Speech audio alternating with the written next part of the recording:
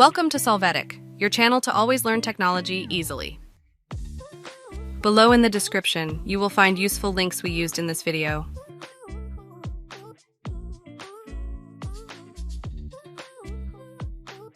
Today in Solvetic, we will see how to select multiple files in PC laptop.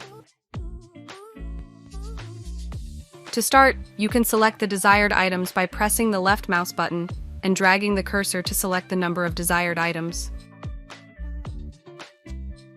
In addition to this, you can use the Ctrl plus A keys to select all the elements at the same time. Finally, you can press the Ctrl key and click on each element to select various objects. Hey, remember to subscribe Solvetic channel.